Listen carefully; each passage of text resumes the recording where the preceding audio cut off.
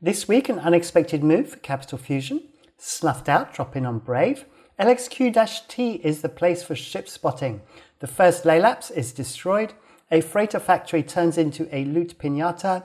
The 8th Frigate Free-for-All breaks new records. The Battleship Brawl brings out many nullsec alliances. All battles in the south lead to TR-07-S. And Wormholers bring out their Zenitras for fights which include action around an anchoring faction Fortizar. Hello pod people, I'm Frost and this is your weekly EVE Online update.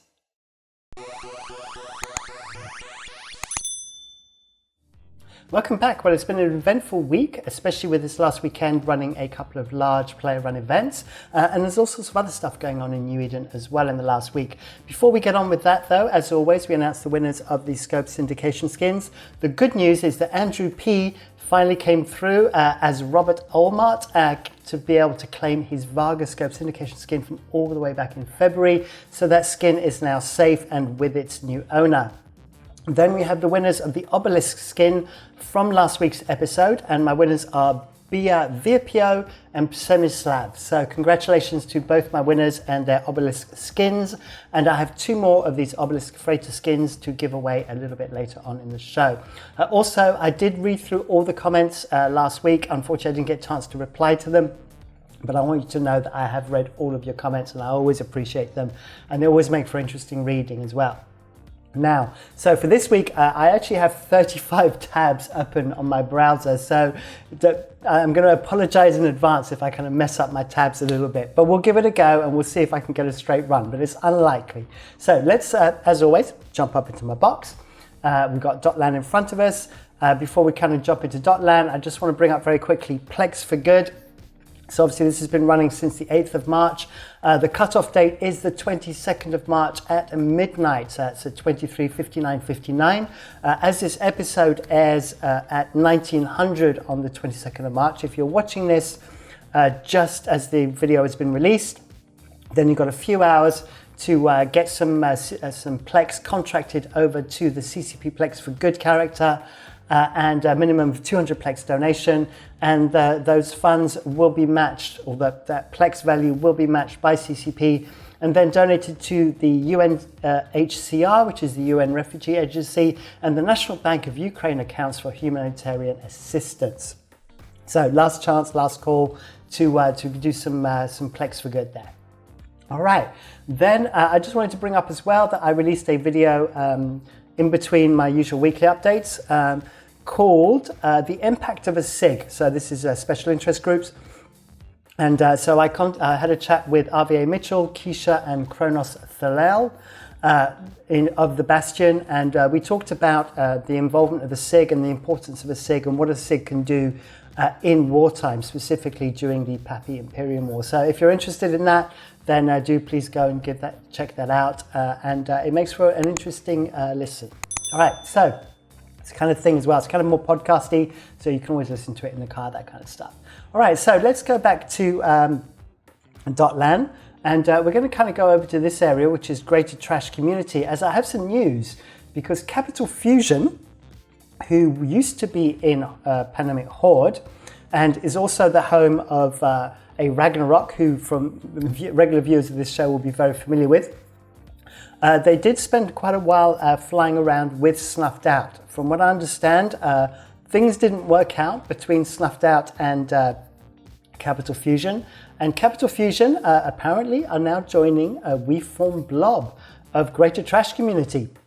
Now, I've had it confirmed that this is actually happening. By the time this video is released, I shoot one day early.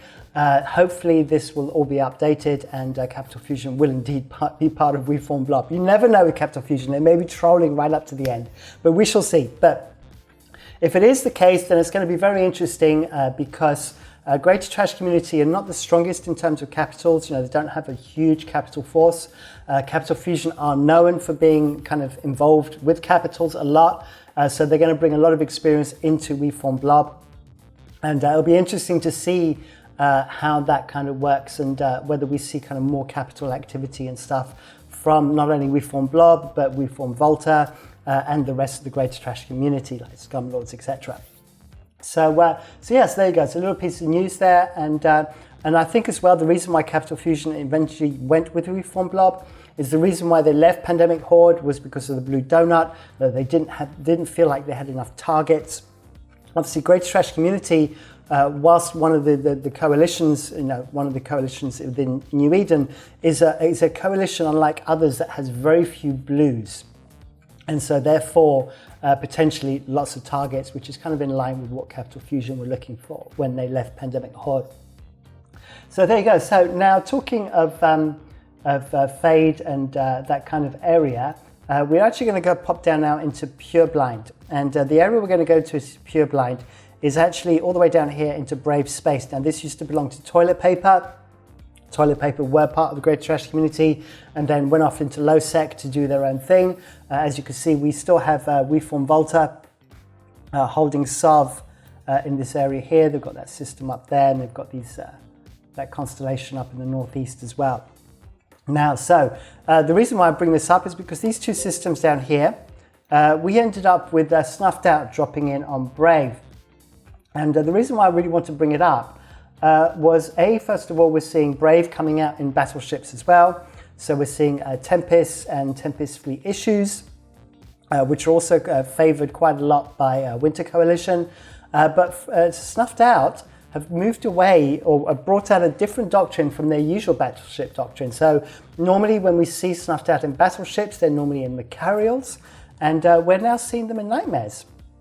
So Nightmares are known for being super kitey, super difficult to kind of pin down, very fast moving, have very, very good range, but they do need really high skill points to be able to use effectively. Now, the Nightmares are normally known for being flown by WeForm Volta, but now we see Snuffed Out in Nightmares as well. And the Tempest Fleet took the majority of the brunt of the damage here, only being able to inflict damage on the boosting ships, the command ships, the three Lokis, which were covering the kind of all the command bursts for Snuffed Out.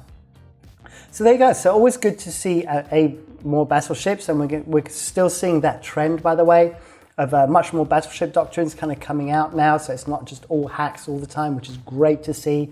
And also seeing different groups experimenting with different battleship doctrines as well. Obviously trying to find something that is a good fit. Now obviously this whole fight started off, by the looks of it, from a couple of orcas being tackled, and then obviously a response fleet happening. Sorry for the pings there. That is my pen being untoward. So I will fix that now so it shouldn't happen anymore. All right, so then I'm going to briefly mention very quickly, just in passing because we've mentioned it in the past, in Geminate, I talked about last week how Literally Triggered were based in QP0K-B as a deployment, and we're engaging Arcos Core and Psychotic Tendencies. So Arcos Core being the one in blue here, whoops, and Psychotic Tendencies being here. And it's basically been structures being attacked on both sides, like medium structures, Astra houses, things like that. And at the time, Arcos Core were very happy about that kind of fighting because Literally Triggered were just fighting as an alliance rather than getting coalition help. Then kind of things escalated, and Winter Code then came in to support Literally Triggered. But as I understand, the fights are still going on. Whether it goes back to alliance versus alliance, I don't know. We will just have to wait and see on that. All right, so then I'm going to go over to Ethereum Reach. So Ethereum Reach, which is over here, is PanFam territory.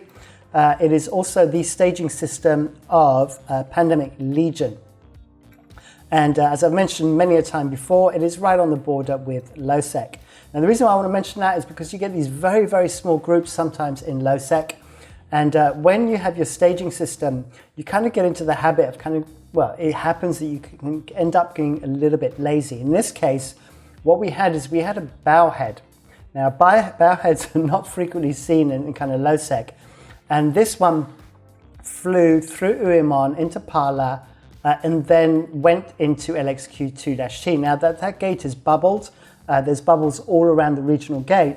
And so this bowhead basically had to slow boat its way out of the bubbles, and was caught by a very, very small group that just fly kind of Praxis and Gnosis and things like that, and got themselves a 13 billion kill from someone trying to slow boat a bowhead through bubbles. And it doesn't matter how quickly your response team comes up. If you've got enough DPS coming onto you, then you're going to lose the ship. And in this case, quite a few things dropped out of it. I think a Kronos dropped out of it, amongst other things. So we had a Kronos drop out of it, and a Loki, an Echelon. I had to actually look up what an Echelon was. It's kind of like a special edition scanning ship, very bizarre little thing. And an EOS and Guardian Astro, and the group that actually shot the bowhead actually just shot the Kronos rather than flying off with it. So there you go. So nothing survived from that bowhead drop whatsoever, apparently, from a ship point of view anyway. Now, the more interesting thing was actually a ship was undocked, which we do not often see. This also happened in LXQ. So that was the battle report there for the bowhead. So some support did come out, but it was kind of very much a kitchen sink fleet that came out, and obviously it couldn't save it in time. Right. So moving on. This was a filament random kind of roam by a bunch of golems. So that always makes for interesting. So this is Spaceship Family brought out the golems. Spaceship Family being part of Red Menace Coalition, living all the way down in Esoteria. So they filamented out and went for a roam in 3 golems. And Pandemic Legion came out to fight and came out with a response fleet, including a Rev and a couple of Vargas. But the interesting thing to see here was Headliner came out in an Adrestia. Now, you do not see an Adrestia very often. Now, this ship is from Alliance Tournament 8. And it's basically a Galanti heavy assault cruiser on steroids. And so Headliner decided to bring it out for a fight. Apparently, as I understand, he ended up with the shakes after bringing this out, which is understandable. Not many have died. And in fact, if we actually look it up, we can see that the last time an Adrestia died was all the way back in October 15th, 2016. So yeah, quite a while ago. And there's only ever been 5 destroyed. So that was obviously Headliner there deciding to YOLO potentially an Adrestia. So good job for undocking that extremely rare ship and for being able to see it out in space. And also, props to the Spaceship Family pilots for bringing out 3 golems on the roam. So that's always going to bring good content. Right. So then, if you remember last week, I mentioned in Peregrine Falls how Peregrine Falls being up here, which is kind of the home region of Horde now. The Naglfar that was destroyed by a Hell and another Hell, being the siblings of a Ragnarok. So a Ragnarok being the big brother, and obviously the twin sisters, a Hell and another Hell. So this is multi-boxing by Ragnarok in his Hells. We actually have a video of that, so I just want to bring that to your attention.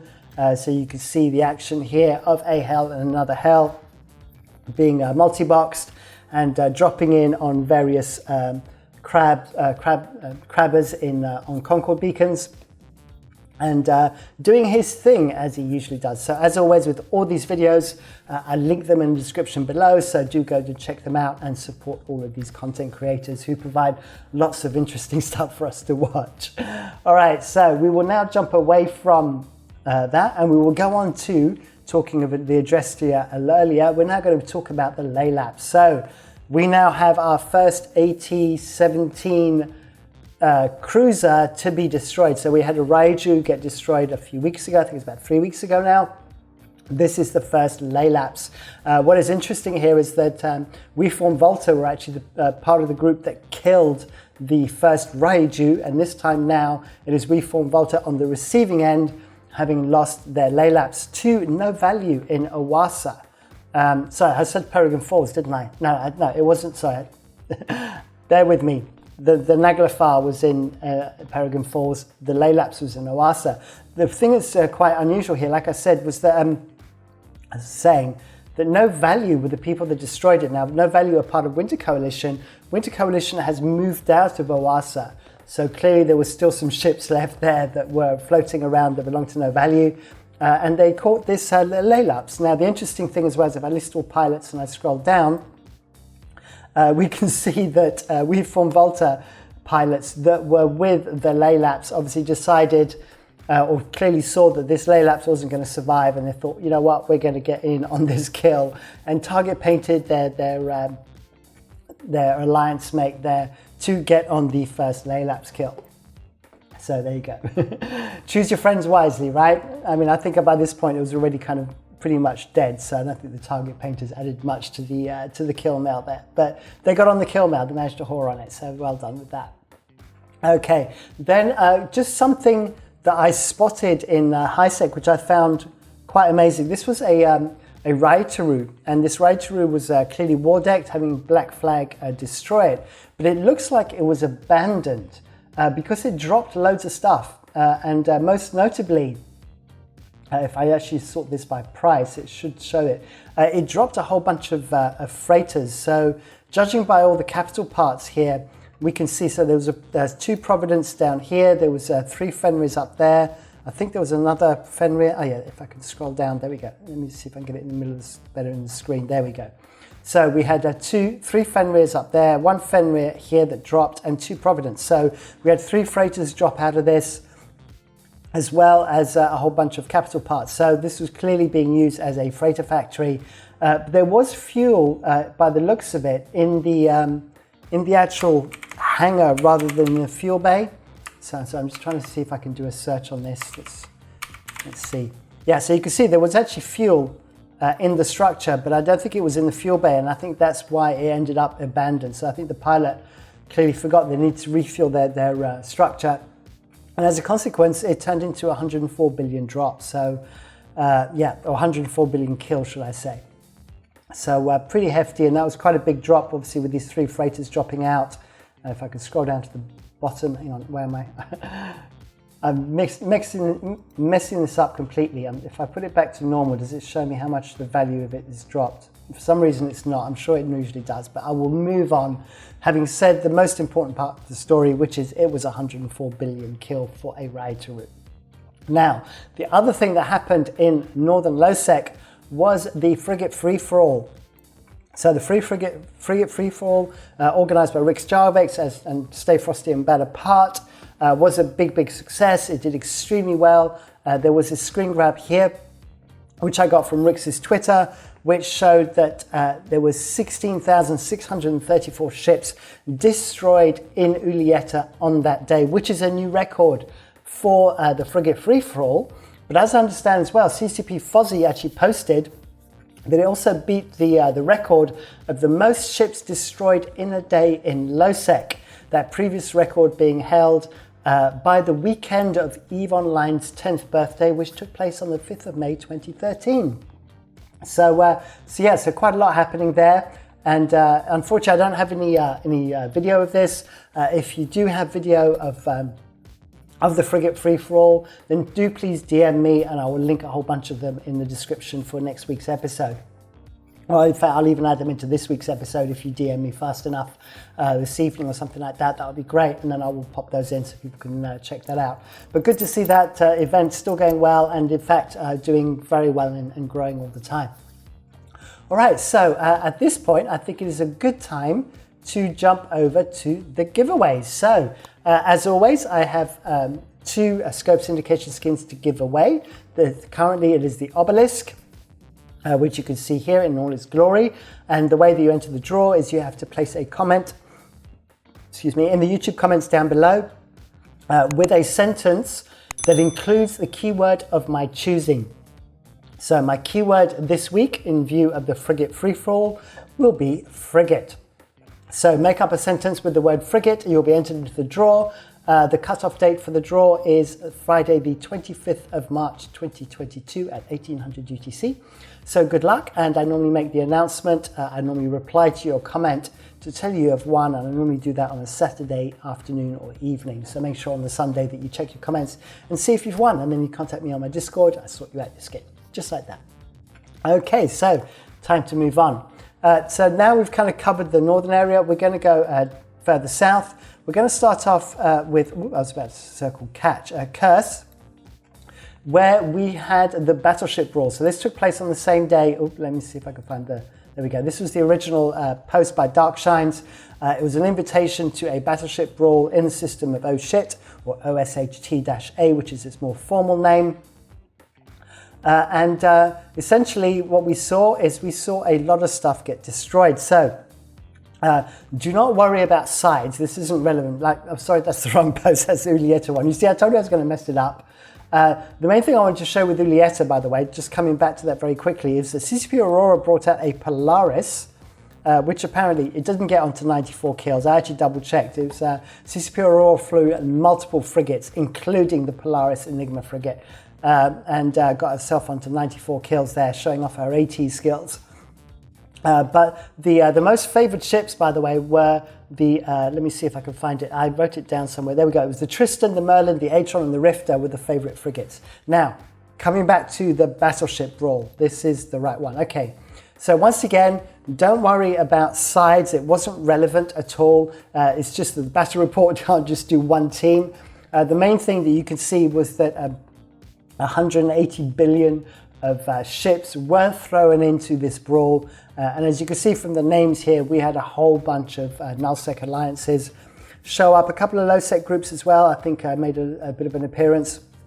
And we saw all kinds of battleships. I mean, literally all kinds. If I go to the summary and I scroll down, you can see here that we basically had a bit of everything. You know, Scorpions, Megathrons, Apocs, Typhoons, Dominics, lots of Dominics. The Dominics, I think, were Pandemic Horde, and I think Goonswarm as well brought some Dominics.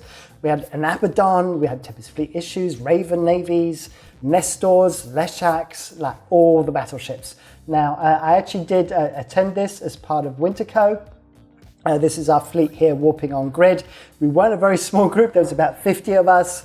And as you will see in a minute, we actually landed right in the middle of everybody else. As the grid loaded, it was like, oh no, yeah. So you're going to see that in a minute. I had to re-upload this onto my Twitch, by the way, so you can check this out on my Twitch. I had to re-upload it. I deleted it by accident. So by the time this video comes out, we should have the re-upload, and you can check this out if you want. Now you can see that the grid is about to load about now. Here we go.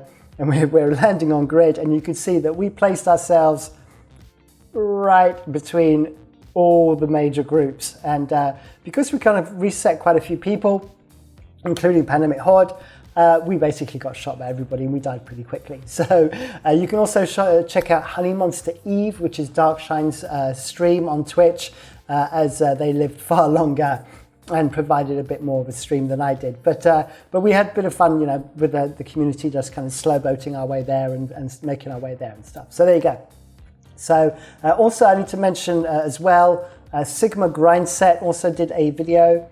So that is in the description below. So I will link also, like I said, Darkshine's Twitch stream as well, so you can check that out. And this is from the point of view of Sigma Grindset. So they also got some footage of this fight. Unfortunately, it took place at the sun, which kind of meant that it wasn't dark, so you couldn't really see all the skins and everything. Everything was in shadows. So Darkshines, if you're watching this, next time you do one of these, kind of do it away from the sun, because from a streamer's and a content creator's point of view, it makes for much better viewing if we can kind of see all the ships and we can zoom in on the ships to see all the skins and stuff like that. Anyway, so that is that for the battleship brawl.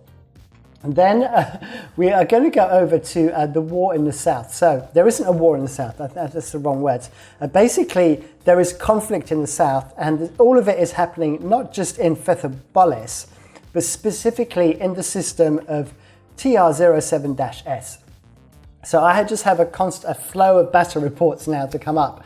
And essentially what we have is we have Imperium, Triumvirate, and CVA going up against, on Red Menace Coalition as well, kind of throwing in there as well, going up against Fire Coalition, Test, and Pandemic Horde are kind of the main groups kind of involved in these fights. And they're all mostly either happening over the iHub in TR07-S or an Astra House that belongs to Pandemic Horde, which so far survives and keeps on generating content. So this is where I'm going to try and make my way through these battle reports. Here we go. So here's the first one.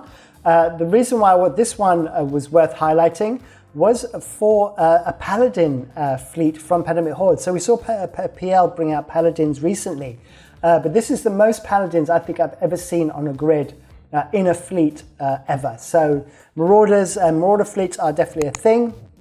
They actually made a couple of showings, so this wasn't just a one-off. And then also it was good to see the Imperium bring out their old school Baltec fleet. They do like a Baltec fleet, that's the Megathrons with the Newton Belgorns. So they made a showing as well, and as well as some APOC. So as you can see, we're getting a lot of battleships around. These Vultures, by the way, they were the initial group that kind of got involved. They were there for another op, and then the Baltec fleet showed up, and then the Paladins came in kind of afterwards, as I understand. Now, then a second fight broke out once again in TR-07, also leaked out into AZN. This was over the iHub. Once again, all the usual suspects here. So Pandemic Horde, Fire Coalition and Test on the right-hand side, and on the left-hand side we've got the Imperium as well. Patriots is on the wrong side. That Patriots should be over there. This time round we saw cap support. So also I've just spotted Moonpire's multi-boxing EOS's. They're fighting, obviously that is Moonpire's territory. But because you can see on the left here, we have a whole bunch of carriers and dreads being brought in by a Goonswarm and, Imperium, should I say. And they've boated them in through the gate, so they came through the gate, the regional gate there, to get involved on that fight. And then I think Test showed up some Typhoons, yeah. So once again, it's kind of, we're seeing, oops, let me do that again. We're kind of seeing battleships show up as alongside Munins now as well. So instead of just always being kind of hacks like Eagles, Serbs and Munins, we're actually kind of seeing the occasional battleship fleet providing support. So it's definitely providing more variety, so that's good to see. Then another fight broke out. This time the Paladins came out again from Pandemic Horde, as you could see, this time with some Apostle support as well, so they had some fact support there. And then we had the Baltec fleet again, along with some Abaddons. And these Abaddons were actually Pulse Abaddons, they weren't the Arty Abaddons. So, and I have to say as well, thank you to the Initiative. I always called them the shit divas. And for a while they became very, very hack focused, but I'm seeing lots and lots of different things coming out from the Initiative now. So it's always good to see what Initiative are going to bring next. And I think it was remote repping Dominix's last week. And then we saw a whole variety of stuff come from them during the Battleship Brawl. And obviously here we're seeing Abaddons. So proper holes. Is it Hellcats, if I remember right? Is the name for the Abaddons, right? Or was that the Armageddons? I can't remember. Someone will correct me, I'm sure. And then finally, by the way, we also have a fight of the Paladins. So if you want to see the Paladins in action, we have a video here which shows these Paladins being used. So go and check that out as well. Obviously this, as you can see from the big logo in the bottom left-hand corner there, that is a Pandemic Horde deployment, hence why it's got kind of the Foreign Legion little hat on him and everything. So once again, go and check out that video. Then finally, there was one last fight as well. Once again, the same groups. This time, the Vultures came out again from Pandemic Horde, and this time we saw some Marauders in from Goonswarm, and also Lokis as well. Lokis from the Initiative. So you see what I mean by every fleet seems to be a different ship at the moment, or a different doctrine. So that's good to see. And then Tempest fleets from Test. So they went for Typhoons, this time they went for Tempest fleets, which lived better than the Typhoons. I have to say, it looks like they did much better on that BR. All right, so I think that's it for that region. So that's basically what's happening in the south, is that TR-07-S is basically a content generator for all of these groups, and they seem to be just finding lots of reasons to go and fight in the same system over and over again. All right, then in Derelict in Losec, I need to bring this up as well, because purple helmeted warriors who are part of Wrecking Crew have been very active in Derelict, I've lost it now, there it is. And they've been catching a lot of, they caught a Titan, in the last month they caught a Titan, 2 or 3 Nixes, a whole bunch of stuff, and this time they managed to actually catch, I'm going to try and pick the right battle report. This is going to go wrong, I know it is. I'm going to pick this one. Yes! So basically 4 jump freighters got caught, baited on a Freeport Fortizar. So Freeport Fortizars are still a thing, so be very, very careful when using a Freeport that doesn't belong to you, as it's likely they will change the ACL on you, you won't be able to dock, and then they will hot drop on you and you will die. So there you go, quick little thing there, mostly just to point out that Perpetual Helmeted Warriors are very active in Derelict. All right, then we're going to go over to Wormhole Space. Now, this was really, really interesting. So a whole fight broke out over a period of almost 24 hours. Now, it all started off in the wormhole of J125101, which is the home of Blue Loot Not Included. Now, Blue Loot Not Included decided to drop a faction Fortizar, that is the Marginis Fortizar, which is the one that looks like a big stick. And they dropped it in the evening at 7 p.m. And this drop got spotted by a pilot of Singularity Syndicate. So Singularity Syndicate, who are also wormholers, decided they wanted to kill this. So the next morning, they came through the wormhole and tried to rage into the wormhole and get as many ships into the wormhole for the anchoring timer that was going to come out at 7 p.m. that night. So as a consequence of this, Blue Loot Not Included had to respond and to try and stop these ships from getting into the wormhole. And so they undocked a Zenitra, 3 Naglafars, 2 Phoenixes and a Lif to take on the Phoenix and Lif that was coming through the wormhole, as well as kind of all these damnations and the shacks and everything. Now, as a consequence of this, things didn't end up well, and the Zenitra died, and it was quite a blingy fit on it. So it was 27 billion, so it was a nice fit on it. But the main thing I wanted to point out here is that normally in Nullsec, the Zenitra is seen as station candy. You know, you don't really see it brought out into a fight. Generally, because you use dreads en masse, the Zenitra standing out from the rest of the crowd ends up getting primaried almost every time. So they kind of just sit on tether, on a Keepstar, on a Fortizar, just kind of being used as station candy. But in wormholes, these ships are being used, and as you'll see this week, 3 were actually kind of in battle.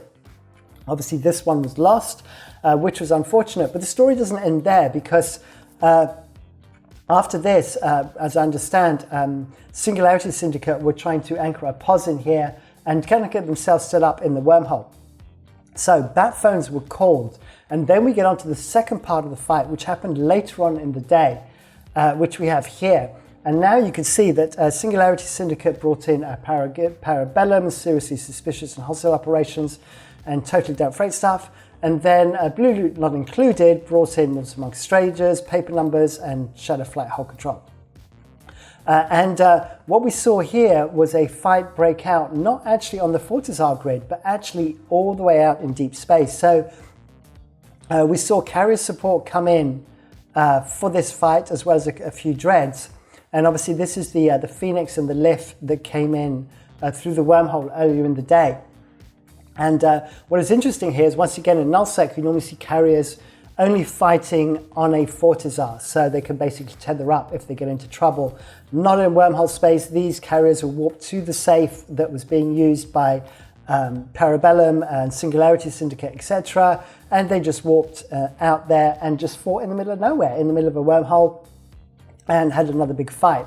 So the main thing as well I need to point out is that the losses on the initial fight were very heavy, obviously with the Zenitra accounting for almost half of that loss. But then the flip side was that on the second fight, it flipped the other way, with this time Singularity Syndicate, Parabellum, etc., taking the brunt of the losses with 105 billion loss. So all in all, we're looking at about 190 billion fight over this faction Fortizar that was anchoring in this C5 wormhole of J125101. And the news is that the faction Fortizar, the Marginis Fortizar, did in fact anchor. So good news there. So that hopefully will bring content in the future as well. Now, other Zenitras, sorry, I always pronounce it Zenitra. We also see a fight here between 2 Zenitras in J145753. As you can see, we had this pilot here and this pilot here, just slugging it out one-on-one apparently, and Zenitras. And then it looks like Darkside brought in some Leshaks. I think there's Leshaks, right? Leshaks or Vedmax, Leshaks, yeah. So they brought in a bunch of Leshaks to kind of swing the fight in one direction. And so as a consequence, we had another Xenitra lost in wormholes, and the other one getting away scot-free. But yeah, interesting to see 3 Xenitras kind of being very prevalent in fights there, because doesn't happen very often. Okay, then talking of whaling kills, been super quiet this week, so only 7 Rorquals having been destroyed in whaling fleets. And then we had 3 Ratting Supers destroyed. Interestingly enough, all to the initiative. As you can see here, I think 2 were Kikimora fleets and 1 was a bomber fleet. And then we had this random Nyx that belonged to Fraternity that died in the Metropolis. 2 snuffed out. I really don't know what was going on here. Definitely were not a ratting fit. It had like a battleship prop mod, so potentially it was being used to travel, but the rest of it wasn't a travel fit. There's no inertia stabs. It's not a hyperspatial, so it wasn't a hunter. So I really don't know what happened with this. Snuffed Out won't tell me. They generally don't kind of discuss these things, and I don't know who the pilot is. I don't know him personally. If I can find out more about this, I will. It's just really unusual to see kind of this is a fleet fit, really, a fleet fit Nyx, kind of just being all on its own in Metropolis and dying to Snuffed Out, amongst others. So just an interesting death there. All right, now I'm going to finish off with obviously the big news last week as well was the big hoo-ha about the Prospector Pack. I talked about that a little bit last week. I also mentioned the channels that talked about it. Ashtarothi talked about it for quite a long time on his Twitch stream. Hateless Scaling did a couple of episodes on it. We then got a response from CCP Swift as the Prospector Pack was removed. You can read this in your own time. I'll link it in the description, but just to close off this for the time being and to show you that there was a response from CCP in the end. Okay, so that's it from me. So I hope you enjoyed the show as always. I messed up my tabs quite a bit as expected, but hopefully I got the message across. I hope you enjoyed the show. My Twitch stream this week is a little bit earlier, so it's at 1900 UTC instead of 2000 as I'm going out afterwards. So hopefully I'll catch up with you there. And don't forget to like, subscribe, hit the bell icon for notifications. Thank you for watching and see you on the next one. Thanks a lot. Bye.